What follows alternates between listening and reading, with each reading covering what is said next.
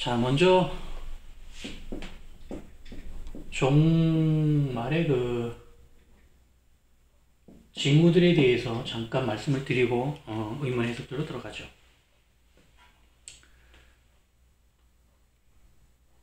지금은 마지막 때가 분명합니다. 부인할 수 없고요. 깨어있는 많은 분들이 여러 각도에서 예수님의 재림이 멀지 않았음을 고백을 하고 있고요. 알리고 있습니다. 다만 지금까지는 아주 명확하고 뚜렷한 증거가 없었습니다. 특히 진리의 말씀인 성경이 재림에 맞게 정확하게 풀어진 상태에서 예수님의 재림을 말한 적이 없어요. 지금까지 예수님의 연대를 말하고 예수님의 재림에 대한 연대를 말한 그 모든 주장이 100% 다 실패한 이유가 무엇이냐면 성경을 아주 편협되게 해석을 했고요.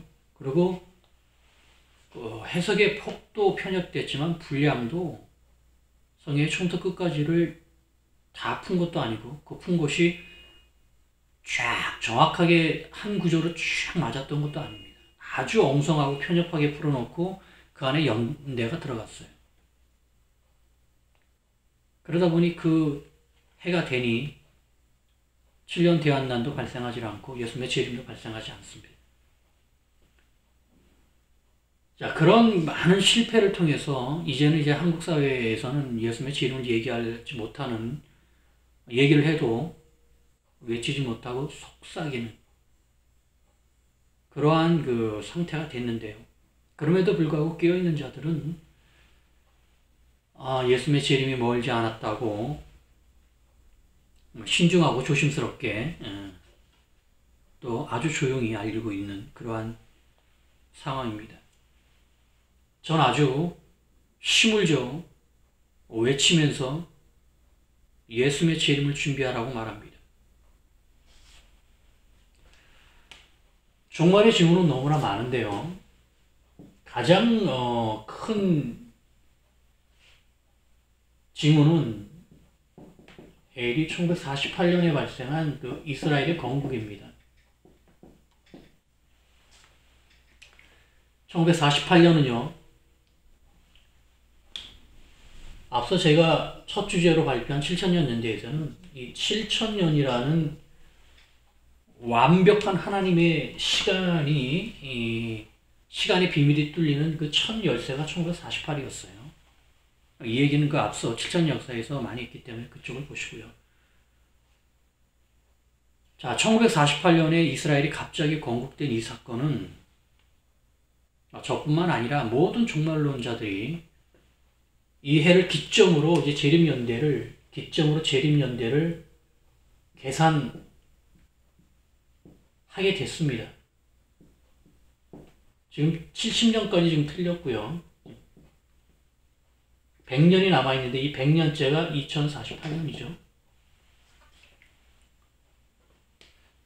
그들 역시도 맞지는 않았습니다만 그럼에도 불구하고 끊임없이 후대에 예수님의 재림의 기준점이 1948년을 다 쓰는 이유가 무엇이냐면 이건 의미적으로 성경을 아는 믿는 자들한테 이스라엘이 건국된 이 사건은 결코 우연일 수 없고요.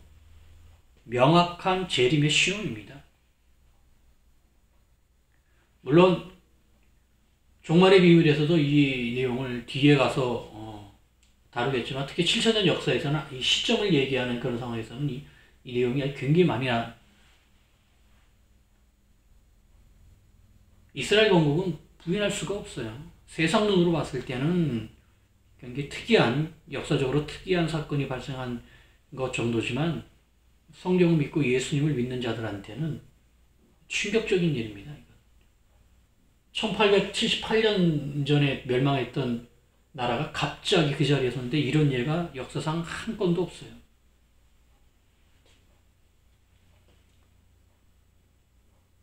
저는 AD 1948년 이스라엘 건국을 재림의 카운트다운이 시작되었다라고 얘기합니다. 두 번째는요, 이 재림이라는 것이 진리라는 것입니다. 예수님의 재림은 진리입니다. 예수님의 재림은 허황된 이야기가 아니고요. 또 만들어낸 이야기도 아니고 또 있어도 그만 없어도 그만한 그런 사건도 아닙니다. 재림을 부인하는 것은 예수 그리스도의 재림을 부인하는 것은 성경을 부인하는 거예요. 진리를 부인하는 것입니다.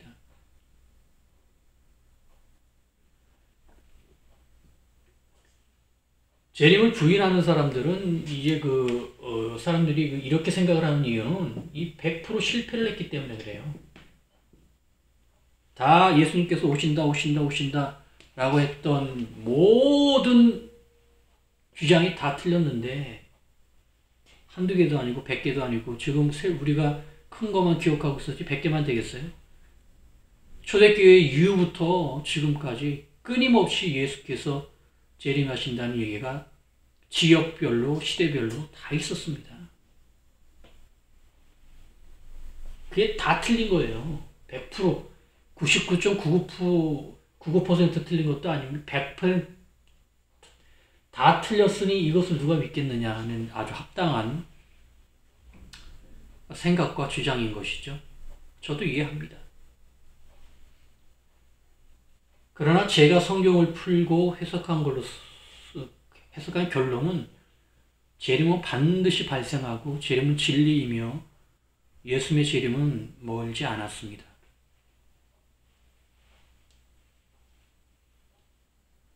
이 재림의 믿음에서 흔들리면 예수를 부인하는 그 참 비극적인 상황이 아주 쉽게 만들어질 수 있습니다.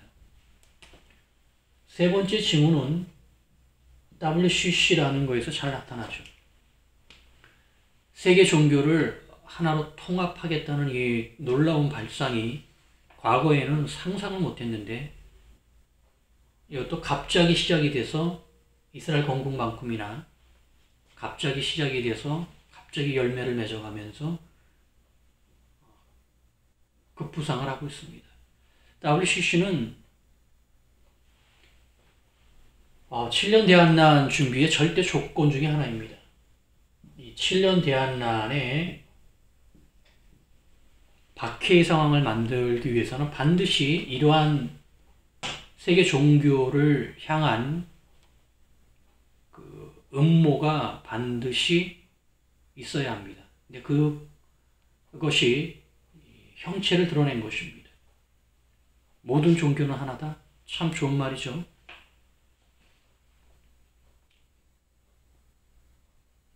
그 말 쫓아가다가 지옥과 영혼들이 굉장히 많을 것입니다. 모든 종교는 하나가 될 수 없어요.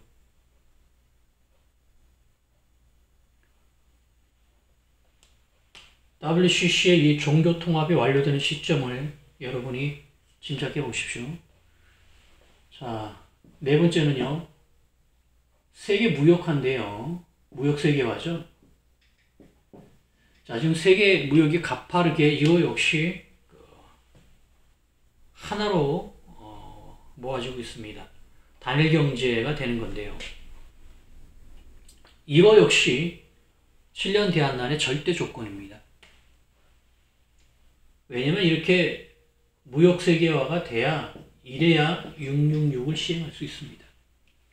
666 후환란 시작이죠. 요한계시록 13장에서 시작되는 그 666이라는 그 7년 대한난의 정점인 그 박해의 방식이에요. 666의 표를 받느냐 받지 않느냐가 그 7년 대한난 환란의 이 환란의 방식, 양식이 무엇이냐면은 사람을 잡아다가 예수 믿는 자를 잡아다가 목을 베고 죽이는 것도 있지만 더 광범위하고 더 본격적이고 더 주류가 되는 형식이 뭐냐면 이걸 받느냐 받지 않느냐라는 거예요. 근데 666이라는 무역 체계를 시행을 하려면 세계 경제가 그 전에 완전히 하나가 되어 있어야 합니다. 그러지 않으면 동시에 전 세계의 전 인류에게 동시에 666이라는 표를 받는 제도를 시행할 수가 없어요. 종교 통합처럼 무역 통합이 반드시 필요한데 그것이 지금 세계 무역이 하나로 엮어지는 것으로 우리 2015년 지금 현실에 아주 가파르게 진행이 되고 있습니다.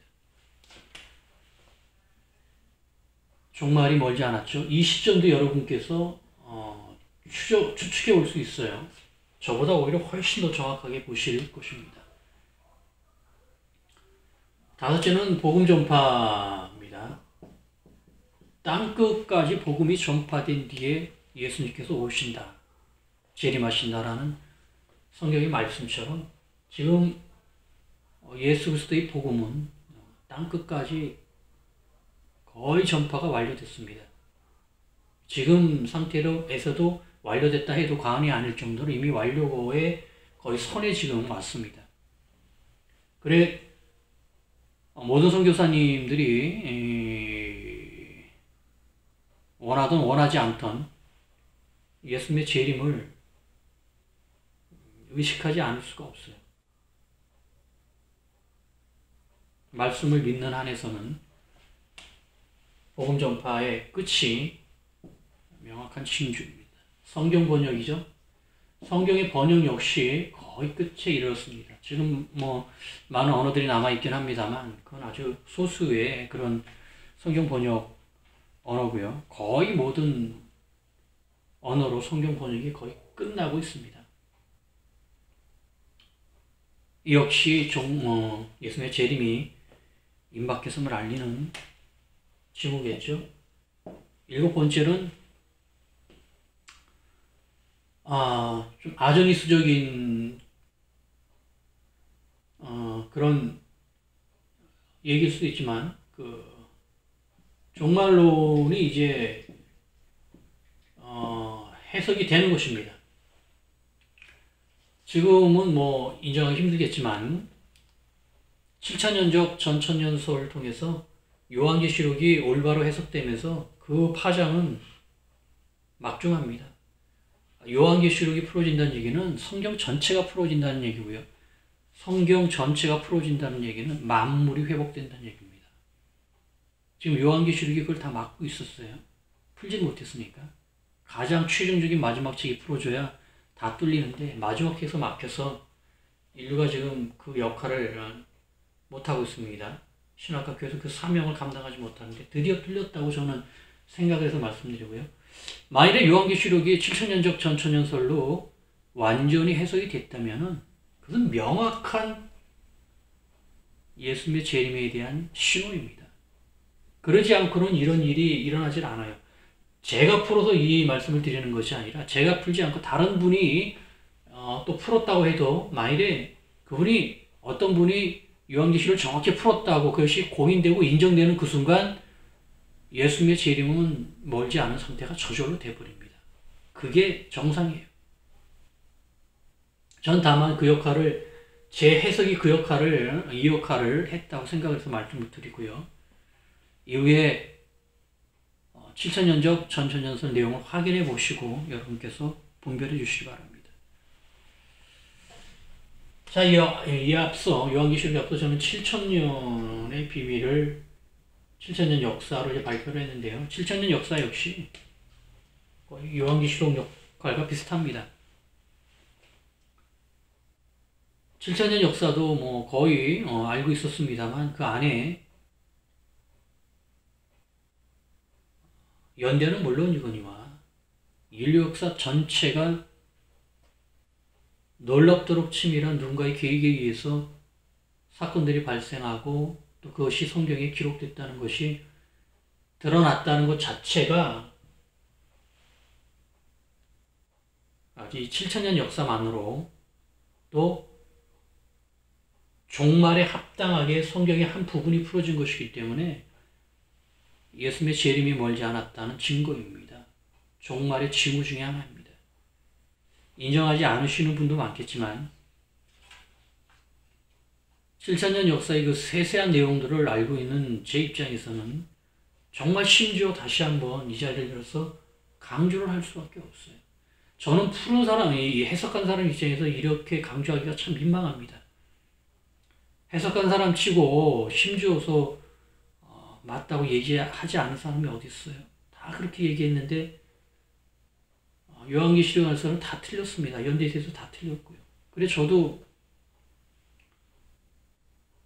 그 사정을 너무나 잘 알기에 제 입으로 스스로 강조하기가 참 민망하지만 지금 이 내용을 심각하게 받아들이는 몇 분의 목사님들과 확인하고 그런 결과는 이 내용을 대충 훑고 이건 대충 이러이러한 것이야 하고 대충 넘어가서 휙하고 비평하고 휙하고 접어버린 정도의 분들이 판단하는 별거 아니야, 이상한 미혹 아니야? 그 정도가 아니라는 거예요. 이 안에 세세한 내용을 친히 직접 일일이 확인하신 분들은 다 굉장한 충격에 지금 빠져 있습니다. 부인하고 싶은데 성경을 놓고 부인하고 싶은데요. 7,000년 역사를 부인하고 싶은데 이거를 해석한 저한테 이 소장님 여기 이 부분 성경하고 안 맞잖아요 라고 얘기를 하고 싶은데 그걸 찾지 못하는 거예요. 뭔가 이것을 부인을 해야 내 마음이 편하고 예수님의 재림까지 시간도 좀 있고 해서 이렇게 목회도 좀 하고 이렇게 돼야 되는데 이거 반박을 해야 되는데 저 역시 제발 반박해 주십시오. 저도 이게 좀 안 맞는 거였으면 좋겠고 성경에 비춰서 안 맞는 거였으면 좋겠으니까 많이 배우시고 많이 알고 계시는 분들께서 어디가 안 맞는다고 성경을 놓고 저한테 설명해 주시길 제가 원합니다 하고 부탁을 드려도 안 되고요. 강권을 해도 안 되고요. 독촉을 해도 안 됩니다. 나중에는 절 피해요. 반박을 한 그 내용을 제가 듣겠다니까요. 제 얘기만 하는 것이 아니라. 근데 말씀을 못 하시는 겁니다. 맞다고도 딱 부러지게 말을 못하지만 부인하지 못한다는 건 침묵하고 있다는 것은 침묵의 긍정이죠. 묵인입니다. 묵인. 침묵으로서 얘기 안 함으로써 인정하는 거예요. 묵인입니다. 7,000년이 좀 어려워서 좀 깊게 못 들어가고 앞부분 책 한 권도 다 강의를 못하고 지금 종말론이 급하다고 해서 종말론으로 지금 방향을 돌려서 왔는데 제발 여러분 7,000년은 낯설고 어려우니까 그랬다고 쳐요. 자, 요한계시록은 그 어느 목사님도 피할 분은 없고요. 그 어느 목사님도 요한계시록 종말론을 모르는 분은 없습니다. 그런 분은 주의 종이 아니에요. 자, 이 강의를 들으신 여러분이 가장 잘 알고 가장 자신하는 또 가장 혹독하게 비평할 수 있는 여러분이 가장 유리한 주제입니다. 제가 가장 불리한 주제죠. 그 주제로 바로 들어왔어요. 제발 성경을 놓고 어느 부분이 맞고 어느 부분이 틀렸는지 특히 틀린 부분 분별하시고 얘기해 주십시오. 제가 지금은 부탁드리고요. 강의를 하면서는요. 독촉을 할 것입니다. 반드시 찾아내서 얘기를 하라고요. 아니면은 다 맞는 게 된다고요. 7,000년은 피할 수 있지만 종말의 비밀은 이 강의를 들으시는 분들, 예수 믿는 모든 사람들, 주의 종이 됐든 주의 백성이 됐든 피할 사람 없습니다. 피하면 안 되는 것이고요. 이번에 정면으로 돌파를 해야 됩니다. 무엇이 잘못됐고 무엇이 어떻게 오류가 돼서 어떻게 지금 이 상황이 이렇게 진리라는 성경의 말씀이 어떻게 이렇게 꽉꽉 막혀가지고 이런 혼미한 상황이 됐는지를 낱낱이 다 확인하시면서 이해하시면서 돌파를 하셔야 합니다. 그 돌파는 결국 예수님의 재림과 만납니다. 재림을 준비해야 돼요. 종말론을 해결하지 않고는 예수님의 재림을 준비할 수 없겠죠. 근거도 없고 설득력도 없습니다. 그래 이 시간 이후로 오직 성경만 놓고 의문의 해석들부터 해서 하나씩 풀어가겠습니다. 다시 한번 부탁을 드리는데요. 반드시 분별해 주십시오. 묵인으로 잊지 마세요. 맞다, 틀리다. 예수님도 말씀하셨어요. 예, 아니요. 중간다리 타지 말라라는 거예요. 양다리 걸치지 말라라는 겁니다. 맞으면 맞고 틀리면 틀리는 것이지. 맞는데 틀리다고도 하지 말고 틀리는데 맞다고도 하지 말라.